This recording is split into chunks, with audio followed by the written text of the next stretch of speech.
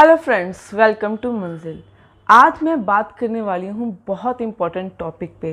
सो अगर आप ये वीडियो देख रहे हो तो टिल द एंड वीडियो देखना, बिकॉज ये आपके लिए बहुत ही इंपॉर्टेंट इन्फॉर्मेशन है जो आज की वीडियो में मैं आपके साथ शेयर करने वाली हूँ। सो लास्ट वीडियो में मैंने आपको बताया था कि जो पॉइंट सिस्टम चेंज हुए थे 5 अक्टूबर के बाद, उसका क्या अफेक्ट पड़ा या फिर उसके चेंजेस में स्टूडेंट्स का क्या रिएक्शन था। और आज की ही वीडियो उसी का ही एक सेकेंड पार्ट आप मान लीजिए, बट अगर मैं उस वीडियो को कंसिडर ना भी करूँ तो भी आप वीडियो आपके लिए बहुत इंपॉर्टेंट है, और वो ये है यूके इंटरव्यू को लेकर। सो बेसिकली आज मैं डिस्कस करूँगी इंटरव्यूज़ के फैक्टर कि किस फैक्टर के बेसिस पे इंटरव्यूज़ लिए जाते हैं। आई नो गाइज़ कि आप इंटरव्यू के लिए बहुत सारे इंटरनेट पे वीडियोस देखते हैं या फिर अपने कंसल्टेंट्स के पास जाकर बैठे रहते हैं या एक स्पेशल एजेंट हायर करते हैं सो दैट आपका जो इंटरव्यू है वो क्लियर हो जाए। बट इन केस अगर आप में एबिलिटी है कि आप इंटरव्यू क्रैक कर सकते हैं, and this is not a rocket science guys कि ये होगा ही नहीं बिना किसी हेल्प के। सो आज की वीडियो में मैं आपको जो फैक्टर्स बताने वाली हूँ वो उन फैक्टर्स को देखकर आप अपना जो इंटरव्यू की प्रेपरेशन है वो घर पे भी कर सकते हैं, एंड ध्यान रख सकते हैं कि अगर आप किसी और के पास भी वो फैक्टर्स या फिर इंटरव्यू की तैयारी कर रहे हैं, क्या वो एग्जैक्ट उसी मैनर में आपको तैयारी करवा रहा है। क्योंकि इंटरव्यू भी आजकल ट्रेंड बन चुका है तैयारी करवाना, और बेसिक नीड्स और बेसिक क्लियर कराने की वजह से बिना वो कुछ और ही शुरू कर देते हैं, जिससे बच्चों का लॉस होता है, एजेंट या कंसल्टेंट का कुछ नहीं जाता।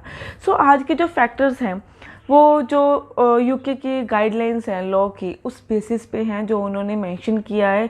जो उनका केस वर्कर होता है, केस वर्कर जो एजेंट होता है, जहाँ हम कहें केस ऑफिसर होता है, वो किस बेसिस पे या किस पॉइंट के बेसिस पे आपका इंटरव्यू लेता है, वो सारे पॉइंट्स मैं आज की वीडियो में शेयर करने वाली हूँ।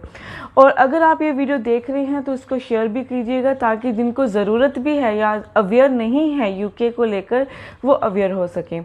और ये भी जो मैं पॉइंट जो फैक्टर्स मैं आपको बताऊंगी, ये मैं खुद की तरफ से कुछ भी नहीं बता रही हूँ, जो गाइडलाइंस हैं मैं वो ही शेयर करूँगी। सो बेसिकली जिन बच्चों का इंटरव्यू आ रहा है या आने वाला है वो ध्यान से सुने। तो सबसे पहला पॉइंट है कि, और वीडियो शुरू करने से पहले मैं आपको ये भी बता दूं कि मैं एग्जैक्ट क्वेश्चंस नहीं बता पाऊंगी, बट हाँ किस सेक्शन में क्वेश्चंस लाइक करेंगे या फिर रेफर करेंगे, मैं आपको वो सेक्शन क्लियर करूंगी। हाउ, व्हेन, व्हाट, ये सारे क्वेश्चंस जो हैं थोड़े बहुत आपको हिंट दूंगी और आपको उससे आइडिया हो जाएगा कि किस सेक्शन से और कैसे इंटरव्यू आएगा, और आपका जो फियर है इंटरव्यू को लेकर, चाहे आपका कैश लेटर क्यों ना आ गया हो, वो दूर हो जाएगा। सो सबसे पहले जो हमारा पॉइंट है जिस फैक्टर में लाइक करता है वो है इमिग्रेशन की। इमिग्रेटेंट जो अपना एप्लीकेंट है उसकी हिस्ट्री क्या है, like any dependent in UK and other countries. Like सबसे पहले जो ये सेक्शन है वो देखा जाता है कि जो एप्लीकेंट है उसकी इमिग्रेशन की हिस्ट्री क्या है, कि क्या उसने पहले किसी और कंट्री में फ़्लाई किया है या ट्रैवल किया है या नहीं, और उसके अलावा क्या उसका कोई रिफ्यूज़ल तो नहीं है। तो सबसे पहले फैक्टर जो हमारा ये है कि इमिग्रेशन की ट्रैवल हिस्ट्री चेक करता है बंदा, कि उस एप्लीकेंट की क्या हिस्ट्री है, क्या किसी और कंट्री में स्टडी की है या रिफ्यूज़ हुआ है या कोई वैसे ट्रैवल किया है। अगर यूके आ रहे हैं तो क्यों आ रहे हैं। सो ये जो सबसे पहला था कि ये फैक्टर लाइक करता है। रिफ्यूज़ होना है कि जो बच्चे रिफ्यूज़ हुए हैं वो क्यों रिफ्यूज़ हुए हैं, बाकायदा वो आपसे पूछेंगे भी। सो इन केस अगर आपकी रिफ्यूज़ल आई भी है तो उसको अच्छी तरह से स्टडी कीजिएगा कि मैं क्यों रिफ्यूज़ हुआ हूँ। क्योंकि अगर आपकी यूके की फ़ाइल लगती है और आपका जो इंटरव्यू में आपसे पूछा जाता है कि मेन रीज़न क्या था आपकी रिफ्यूज़ होने का, और इन केस आपको रिफ्यूज़ होने का जो रीज़न है वो नहीं पता होता है, सो उनको लगता है आप क्लियर नहीं हो, आप यहाँ भी सिर्फ जैसे हम कहते हैं कि यूके किसी मतलब के लिए जा रहे हो, उनको लाइबिलिटी नहीं लगती है कि आप उनकी कंट्री में उनका जो आपका एसओपी है, इन फेस आपका स्टेटमेंट ऑफ पर्पस, जो बेसिकली कनाडा वाला है वो नहीं मैं कह रही हूँ, एक पर्पस होता है बच्चे का, वो क्लियर नहीं करोगे तो आपका वो रिफ्यूज़ल का कारण बन सकता है। और एक और ऑप्शन, अगर आपका स्पाउस आपके साथ जा रहा है तो उसका आपको खास करके ध्यान रखना है, और वो ध्यान क्या रखना है वो मैं आगे पॉइंट्स में आपको डिस्कस करूँगी। सो पहला पॉइंट तो ये था हमारा कि एप्लीकेंट की इमिग्रेशन हिस्ट्री चेक होती है, उसके अदर कंट्रीज़ या रिफ्यूज़ल के सारे क्वेश्चंस जो हैं वो इसमें लाई करता है। सो बच्चा इसके रिगार्डिंग अपने आप को खुद प्रिपेयर कर सकता है, अपने बारे में ही बताना है, कोई होम साइंस या फिर रॉकेट साइंस नहीं है कि बाहर से कोई क्वेश्चन आ जाएगा। उसके अलावा है कि जो एप्लीकेंट्स की है वो स्टडी हिस्ट्री चेक करता है कि वो क्या एजुकेशन करने जा रहा है या क्या की हुई है, या जो करने जा रहा है उसका क्या अफेक्ट है। फॉर एग्ज़ाम्पल यहाँ पर बच्चे ने +2 की है, तो +2 किस में की है और वो यूके में जाकर क्यों पढ़ना चाहता है, ठीक है, और वो जो कोर्स चूज़ कर रहा है क्या उसका रेलेवेंट है। अगर रेलेवेंट है तो उस कोर्स का आगे क्या अफेक्ट होने वाला है, क्या उसके बेनिफिट्स उनको है। अभी ये पॉइंट सेकंड पॉइंट में क्यों आता है मैं आपको क्लियर कर देती हूँ। एजेंट्स या फिर कंसल्टेंट के सुनने के दौरान बच्चे अपना कोर्स चूज़ कर लेते हैं, +2 उन्होंने चाहे आर्ट्स में की हो या नो वरी किसी में भी की हो, बट वो चूज़ कर लेते हैं जो वो उनको देते हैं एजेंट्स। पर जब इंटरव्यू में उनसे पूछा जाता है कि जो ये पर्टिकुलर कोर्स आप ले रहे हैं इसका यूके में क्या बेनिफिट है या आपको इसके रिगार्डिंग जॉब्स क्या मिल सकते हैं, बच्चा ब्लैंक हो जाता है। मतलब उनको ये लगता है कि जो बच्चा पढ़ने जा रहा है उसको अपने ही बारे में क्लियर नहीं है, अपने फ्यूचर के बारे में ही क्लियर नहीं है कि जो वो पोस्ट स्टडी करने वाला है उसके अफेक्ट्स तक नहीं पता। इवन कि अगर एक जॉब नहीं मिलती है, कई बच्चे क्या करते हैं कि यहाँ पढ़ जाते हैं कि जी ये जॉब मिल सकती है और वो ट्विस्ट कर देते हैं कि अगर ये जॉब नहीं मिली तो क्या बैकअप है आपका। तो बेसिकली मैं आपको बताना चाहती हूँ ये सिर्फ डॉक्यूमेंट्स होते हैं जो आपको सिर्फ दिमाग में रखने हैं। हमें भी पता है प्रैक्टिकल में वो चीज़ें नहीं अप्लाई होती हैं, बट आपको इन्फॉर्मेशन कितनी है, आपको नॉलेज कितनी है कि आप उस कोर्स के साथ साथ क्या कर सकते हो क्या नहीं कर सकते हो। आपका कॉन्फिडेंस वो सिर्फ सामने वाला जो केस वर्कर होता है आपको इम्प्रेस करने का जो वो तरीका होता है उसी से वो इम्प्रेस हो जाता है, चाहे वो आप करो या ना करो। एक तरह का सिर्फ वर्बली जवाब देना है, मुझे नहीं लगता कि कुछ खास इसमें है। बस बच्चे को क्लियर होना चाहिए कि वो जो कोर्स कर रहा है, पहली बात तो ये अगर उस यूनिवर्सिटी में नहीं है जिस यूनिवर्सिटी में वो जाना चाहता है तो उसको बैकअप के दौरान 1-2 यूनिवर्सिटी का नेम और सोचने रखना है अपने ही उसी प्रोविंस के अंदर जिस प्रोविंस में वो जाना चाहता है, और जो वो कोर्स कर रहा है उस रिलेटेड क्या क्या जॉब्स ऑप्शन हो सकती हैं। ये बात बच्चों को ध्यान रखने के लिए मैं कहूँगी बहुत इम्पोर्टेंट है, ये ध्यान में रखिएगा। उसके अलावा अगर मैं बात करूँ, ये जो इंटरव्यू होता है 25 to 30 मिनट्स होता है, ठीक है। 25 से 30 मिनट जो है वो केस वर्कर आप पर लगाता है। उसमें सबसे पहला तो वो आपका कॉन्फिडेंस देखता है। दूसरी बात है जिनको इंग्लिश भी नहीं आती होती, जिनको कम आती है, ऑब्वियसली जिनको कम आती है वो क्या यूज़ ना करें, जी जो ये वर्बल पॉइंट्स होते हैं जो बेसिकली स्टूडेंट्स यूज़ करते हैं वो यूज़ ना करें। अपना टाइम लीजिए, दिमाग में क्वेश्चंस का जवाब सोचिए, चाहे आप हाई वोकेबलरी में नहीं हैं, चाहे आपकी ग्रामर नहीं ठीक है, बट इन फ्लो बोलिए। अटक अटक कर बोलोगे तो आपका ही नेगेटिव पॉइंट होगा। तो उस बेसिस पे वर्कर को लगेगा, केस वर्कर को लगेगा कि आपको जब बोलने में इतनी दिक्कत हो रही है तो वहाँ यूके में सर्वाइव कैसे करोगे। सो ये होते थे हमारे सेकंड पॉइंट। अब थर्ड पॉइंट क्या है, personal and financial circumstances of applicant and dependent. मतलब कि जो फाइनेंशियल है उसका भी और पर्सनल वो भी देखा जाता है। एक एप्लीकेंट है या उसका डिपेंडेंट है। इसमें जो बेसिकली क्वेश्चन आते हैं वो ये पूछे जाते हैं कि अगर आप इंडिया में हो, आप एम्प्लॉयड थे या नहीं थे, या आप कोई बिजनेस में थे या नहीं थे, या आप वहाँ जाकर एम्प्लॉयमेंट लेना चाहते हैं या नहीं लेना चाहते हैं, या आपका खुद का कोई बिजनेस पॉइंट ऑफ व्यू है या नहीं है। ये तो थी एप्लीकेंट्स को लेकर जो कि थी हमारी पर्सनल। और इसमें फाइनेंशियली भी वो सर्कमस्टेंसेस देखते हैं कि आपके पास जो है फंड्स का क्या बैकअप है, कि अगर इन केस आपका जॉब या बिजनेस जिस पॉइंट की बेसिस पे आप चाह रहे हो अगर वो नहीं होता इन केस तो उसका क्या बैकअप है। और ये सिर्फ एक एप्लीकेंट का ही नहीं, उसके जो डिपेंडेंट है, जो स्पाउस केस है, चाहे वो पेरेंट है या चाइल्ड है, उसका भी पूछा जाता है। सो जो ये क्वेश्चन है थर्ड पॉइंट थोड़ा सा डिफ़िकल्ट हो जाता है एक स्टूडेंट के लिए, क्योंकि पहले और सेकंड क्वेश्चन में बेसिक क्वेश्चंस थे। एक स्टूडेंट को लेकर। बट इसमें थोड़ा सा प्रोफेशनल मैनर में वो क्वेश्चन करते हैं और बच्चों को प्रोफेशनल मैनर में सोचना पड़ेगा इस बेसिस पे, क्योंकि उन्होंने इंटरव्यू क्लियर करना है। सो अपना ही नहीं, अगर आप डिपेंडेंट भी जा रहे हो, किसी के ऊपर जा रहे हो या कोई आपके साथ जा रहा है, उसकी भी रिस्पॉन्सिबिलिटी आपको लेनी पड़ेगी, या जो आपके साथ जा रहा है या जिसके साथ आप जा रहे हो उनको आपकी रिस्पॉन्सिबिलिटी लेनी पड़ेगी। और इसमें जो मेन केस है वो आपके क्या पॉइंट्स आते हैं मैं आपको बता देती हूँ। जो मैं फाइनेंशियल सर्कमस्टेंसेस की बात कर रही हूँ वो है economic circumstances, second credibility, source of funds, and third fees और लिविंग कॉस्ट। सो आपके जो फंड्स हैं वो तो बेसिक क्वेश्चन सबको ही मालूम है, बट आपके फीस और लिविंग कॉस्ट का आपके पास क्या सोर्स है। भाई आप वहाँ जा रहे हो तो आपकी अगर फ़ीस इन केस नहीं आपसे पे की जाती या आपसे लिविंग कॉस्ट ही नहीं आपको पता कि डेली वेजेस का आप कैसे आप उस पर अफेक्ट करेगा, तो उसके बारे में भी आपको सोचना पड़ेगा। ये थर्ड पॉइंट बहुत ही इंपॉर्टेंट था। इंटरव्यू जो उनके इंटरव्यू के फैक्टर्स के इन्फ्लुएंस में आता है, ये पॉइंट जो है वो बहुत इम्पॉर्टेंट पॉइंट है। उसके बाद आता है कि how applicant will able to acquire the necessary funds for course fees as well as accommodation। ये पॉइंट भी इस ही थर्ड फैक्टर में मैं इंक्लूड करूँगी, क्योंकि रेपिटेटिव मोड में इन्होंने यही कहा है कि आपकी फ़ीस और अकोमोडेशन के पैसे जो हैं, जो उनके रेंट्स हैं, वो आप कैसे निकालोगे, या आप जो हो कि आप इतने एलिजिबल हो कि अगर आपके पास कोई जॉब नहीं है कि आप साथ में कोई साइमल्टेनियसली वर्क करके अपने डेली के खर्चे वो निकाल सकते हैं। सो इस पॉइंट को मैं ज़्यादा एलेबोरेट नहीं करूँगी। आई थिंक ये इनफ है आपको एक आइडिया देने के लिए कि ये जो थर्ड फैक्टर है इसके बीच में इंटरव्यू के क्वेश्चन कहाँ से और कैसे कैसे आ सकते हैं। इसके बाद आता है कि फोर्थ पॉइंट है qualification, course provider and agent. So qualification तो ये है आपके ऊपर, ये क्वेश्चन आप पर आएगा कि आपकी क्या क्वालिफिकेशन थी या क्या होने वाली है।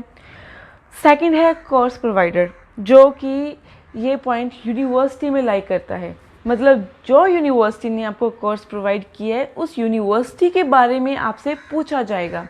इनकेस आप जिस यूनिवर्सिटी में जाना चाहते हैं उस यूनिवर्सिटी का आपको कुछ भी नहीं मालूम, ये भी एक रीज़न हो सकता है आपके इंटरव्यू से रिजेक्ट होने का। सो जिस यूनिवर्सिटी में जा रही हो स्टूडेंट्स बी अवेयर, उसके बारे में थोड़ा सा पढ़ लेना, उसकी हिस्ट्री ब्रीफिंग थोड़ी सी कर लेना, या अपने एजेंट्स को कह देना जिस एजेंट ने आपकी फ़ाइल लगवा कर दी है या जिस कंसल्टेंट ने दी है कि मुझे थोड़ी सी इन्फॉर्मेशन दीजिए। और एक और क्वेश्चन इसमें जो बहुत इंपॉर्टेंट है, जो मैं आपको मेरी तरफ से बताना चाह रही हूँ कि इन केस अगर आपको जो इंटरव्यू हमारे केस वर्कर होते हैं वो आपको एक क्वेश्चन में अटका सकते हैं। ये ज़्यादा बच्चों के साथ नहीं होता है पर प्रोबेबली हो जाता है। तो मैं बता रही हूँ कि अगर आपको वो कोर्स जो है जो आपने यूनिवर्सिटी में लिया है, इन केस आपको फ्लिप करना पड़ जाए या चेंज करना पड़ जाए, तो उस यूनिवर्सिटी में क्या आपका कोई चांस है कि वो जो कोर्स है वो फ्लिप करा देंगे या आपका टाइम या मनी वेस्ट नहीं होगी, ये आप पर ही है। सो ये क्वेश्चन भी बहुत इंपॉर्टेंट है।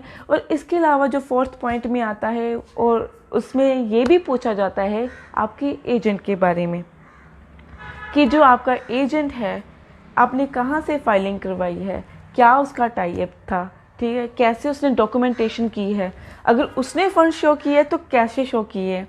तो जो भी बच्चे इंटरव्यू के लिए जाएंगे और फाइलिंग करवाते हैं, तभी मैं आपको कहती हूँ अपने एजेंट के पास बैठिए और उससे पूछिए कि कैसे कैसे फाइलिंग कराई है। इन केस अगर एजेंट ने अपनी तरफ से कोई फाइल लगा दी, कोई डॉक्यूमेंट्स लगा दिया, आई एम सॉरी, और उसके बारे में आपको नहीं मालूम, और अगर केस वर्कर ने आपसे पूछ लिया, आप तो ब्लैंक कि मुझे तो मालूम ही नहीं थी, तो ये केसेस जो है नहीं होने चाहिए। अपने एजेंट के बारे में, जिस यूनिवर्सिटी में आप जा रहे हो वो कोर्स प्रोवाइडर के बारे में और आपकी क्वालिफ़िकेशन के बारे में आपको मोस्ट इम्पॉर्टेंट इन्फॉर्मेशन आपके पास होनी चाहिए। ये आपके लिए मैंडेटरी है। कोई एजेंट जो है, मैंने कोई ही एजेंट्स देखे हैं जो इतना मेहनत करते हैं बच्चों पे ताकि उनकी रिफ्यूज़ल ना आए। बेसिकली क्या होता है कि वो सिर्फ बेस क्लियर कर देते हैं कि ये करके जाना, ये बता देना और आपका जो है हो जाएगा।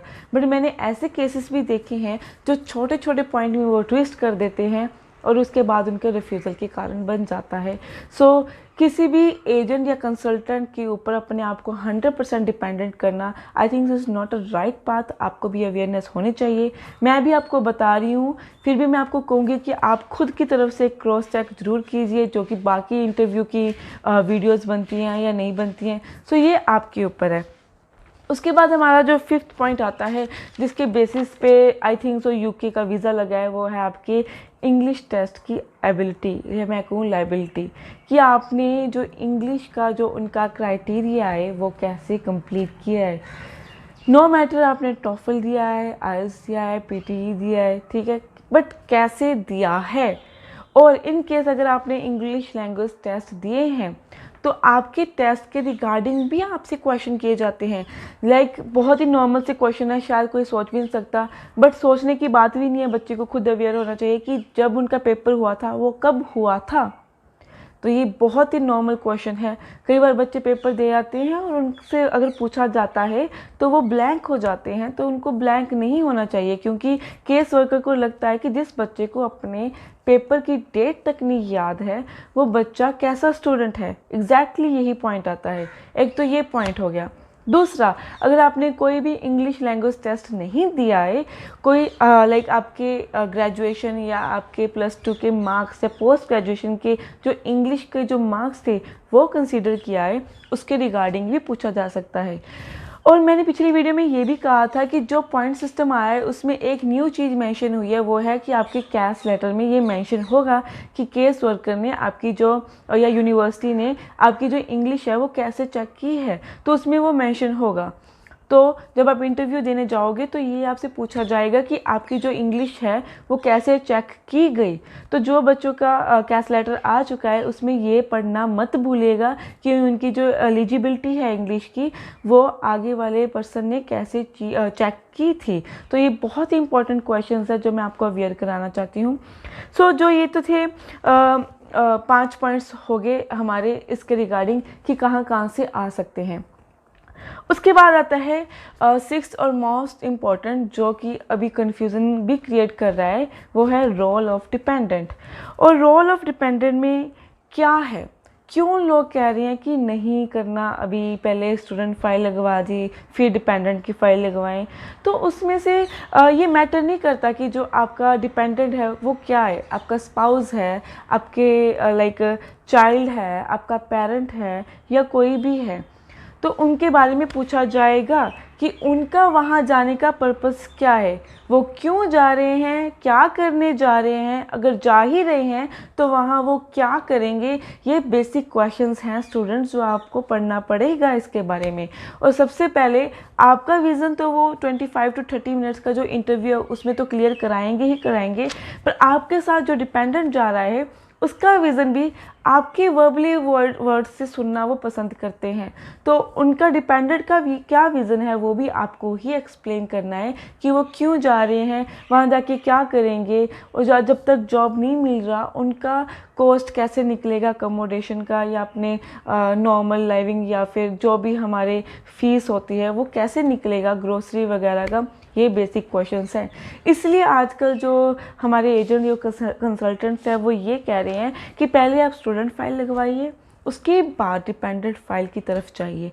बट इन केस अगर आप डिपेंडेंट फाइल लगा रहे हैं तो आपको स्टूडेंट जो फाइल है उससे थोड़ी ज़्यादा मेहनत करनी पड़ेगी, थोड़ा ज़्यादा अवेयर होना पड़ेगा। सो ये तो थे हमारे 6 फैक्टर जो नॉर्मल थे, जो आपसे आने वाले थे।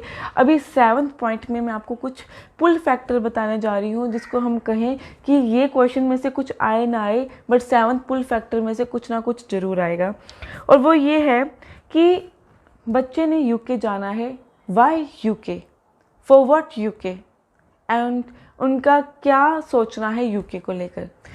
तो ये तो थे फुल फैक्टर। इसमें फुल फैक्टर में आपको मैं एक्सप्लेन करती हूँ। आपसे ये क्वेश्चन किया जाएगा कि आप यूके ही क्यों जाना चाहते हैं, आपके पास और भी कंट्रीज़ थी, वहाँ क्यों नहीं जा सकते। अगर आप जाओगे तो वहाँ आप क्या पढ़ने जा रहे हो, अगर आप पढ़ने जा रहे हो तो आपके पास क्या उनके अकॉर्डिंग आपके पास फीस फंड्स वगैरह हैं, और अगर ये भी हैं तो जो आप पढ़ने जा रहे हो उसमें यूके का क्या इफेक्ट है। बेसिकली मेन क्वेश्चन ये है वाई यूके।